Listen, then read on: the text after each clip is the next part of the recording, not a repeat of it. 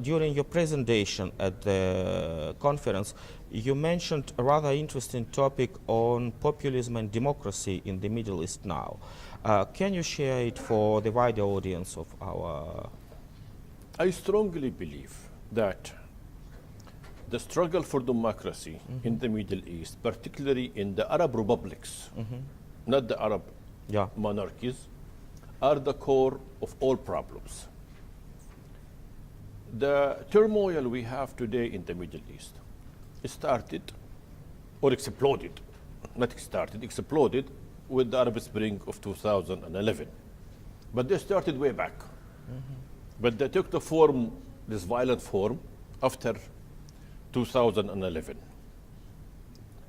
And it should have been a successful process that should have transformed those Arab republics into a true republics that respect rule of law and democracy and the concept of power sharing. Unfortunately, it ended up in misery. It ended up in civil wars. It ended up with the rise of extremism. It created an environment for foreign intervention. Why did that happen? I think that happened because we did not, all of us, whether we are the Arab countries who stayed stable or foreign countries who are capable of positive intervention, they did not realize the core problem or the core need, which is the strive for democracy. If we recognize that early, we should have assisted those nations into this transformation. Rather not, we competed with each other, we had different views, and we ended up messing up the situation. Some intentionally and some by ignorance and ignoring the need for the people aspiration for democracy. So after 5-6 years of this struggle, we need to go back to the basics. Now we have much more complicated situation in Syria, much more complicated situation in Libya and in Yemen, with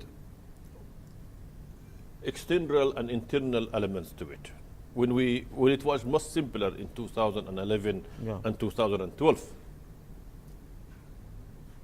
I still see major players in every single country of those countries I mentioned are handling only the result of the problem, not the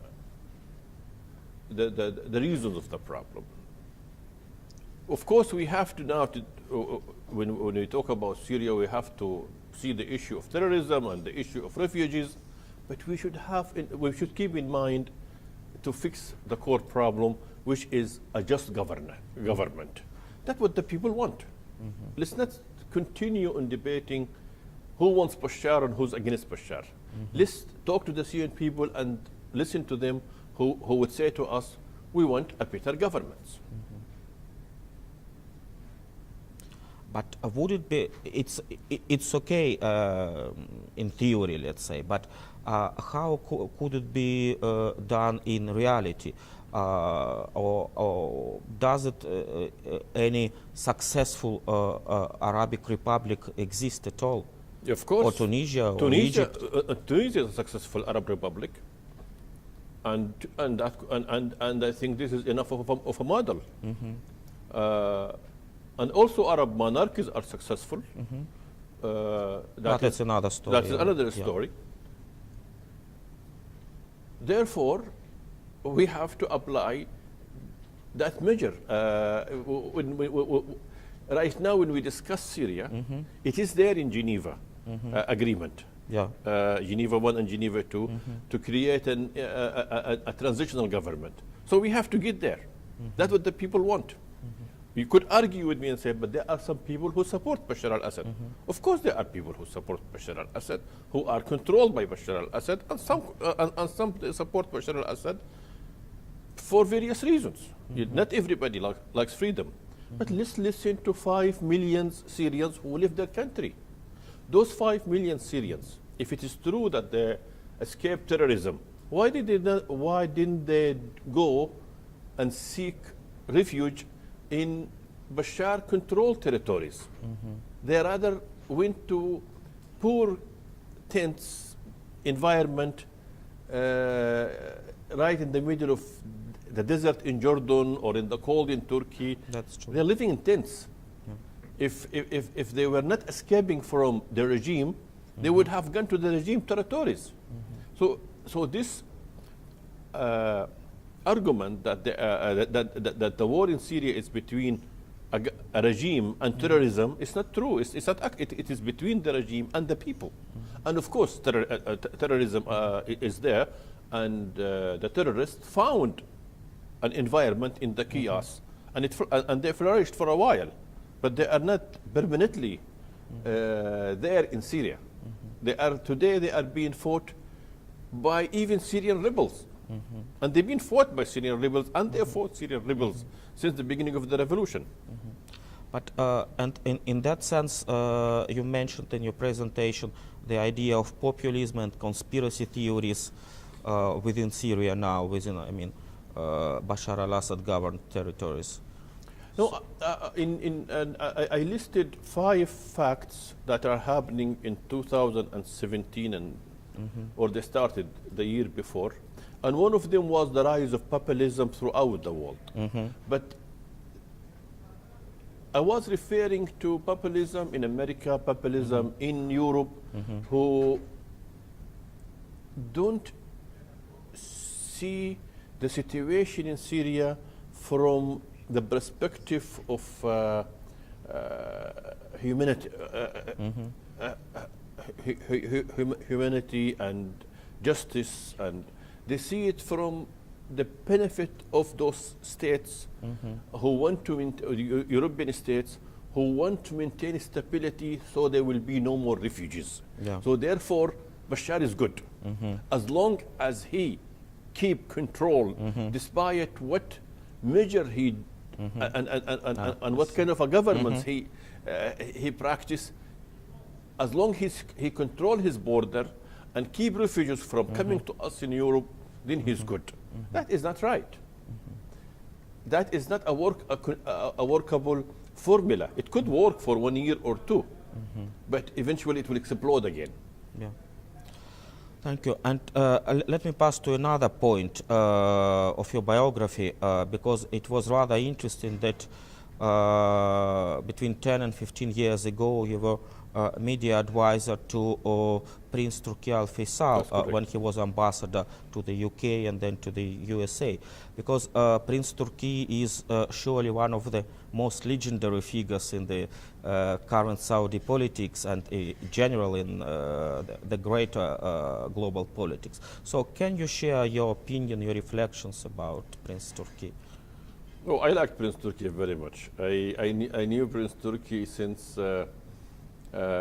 the Afghan days when he was the chief of intelligence, but at that time I knew him as a journalist. But later on, I worked with him as an advisor when he was a diplomat. So I know of him more as a diplomat, and we worked together as a diplomat rather than in the intelligence field. One interesting characteristics of Prince Turki Al Faisal as a diplomat, that he strongly believed in openness. He encouraged Saudi Arabia to open up to the media, to open up to all journalists, and he very much believed in public diplomacy. If he was, for example, the ambassador here in Moscow, you will see him giving a talk to young children in the morning and a lecture at the Valadik discussion club in the evening. That was his style. He believes in reaching out. And I advise every single Saudi diplomats and the school of the Saudi diplomacy to adopt this line and keep on reaching out. We, the Saudis, are very influential, and we should play that role, but the world needs to hear us more. I don't think we are doing enough. We are absent, but there is some energy, an energy I began to see in our foreign service, but I would encourage them to do more of reaching out. We need to reach out in every field, in everywhere, in every country. Thank you. And maybe the last point, the relations of our countries between Saudi Arabia and Russia. What do you think on it? Well, now we have a very common denominator, which is oil.